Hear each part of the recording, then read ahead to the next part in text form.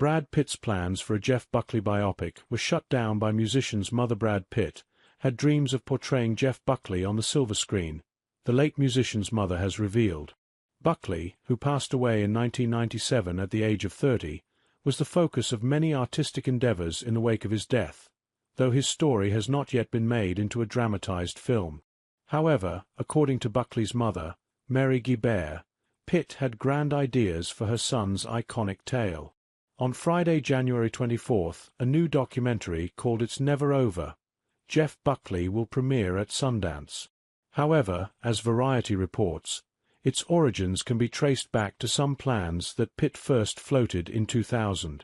According to Guibert, Pitt initiated a friendship with her, ultimately requesting permission to turn Buckley's story into a biopic.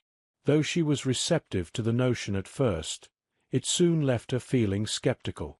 "We're going to dye your hair, put brown contact lenses on those baby blues, and you're going to open your mouth and Jeff's voice is going to come out," Guibert says she asked Pitt. Despite the initial bump in the road, Pitt wasn't the only film-minded individual to desire seeing Buckley's story on the big screen. Director Amy Berg, who received an Oscar nomination for the 2006 documentary Deliver Us from Evil Later, sought to move from non-fiction features to a narrative project, with Buckley as her first focus.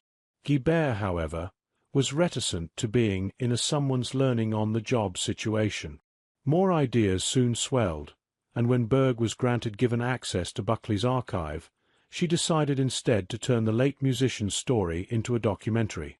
With Pitt joining as executive producer and helping to digitize and preserve Buckley's belongings, the final product now arrives on January 24th as It's Never Over, Jeff Buckley.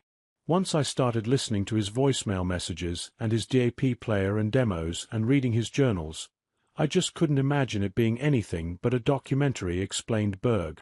"And I just didn't know how you could kind of replicate Jeff in that scripted sense." In 2021, however, Guibert was announced as the co-producer of Everybody Here Wants You, a planned biopic which would see Reeve Carney portraying Buckley. "This will be the only official dramatization of Jeff's story, which I can promise his fans will be true to him and to his legacy," Guibert said at the time. No updates have been provided since. Born to Guibert and late folk musician Tim Buckley, Jeff began his career as a session musician before gaining a following throughout venues in Manhattan's East Village. After signing to Columbia in 1994, he released his debut album, Grace, which initially received mixed reviews and reached number 149 on the Billboard 200. Retrospective evaluations have since seen the album considered one of the greatest records of the 90s, and among the best of all time. Buckley would pass away in 1997, drowning in Memphis during a spontaneous swim. Though he never completed a second record, Guibert would later compile his demo recordings as 1998 sketches for My Sweetheart the Drunk, which would reach number 64 on the Billboard 200, and receive a Grammy nomination for Best Male Rock Vocal Performance for the single Everybody Here Wants You.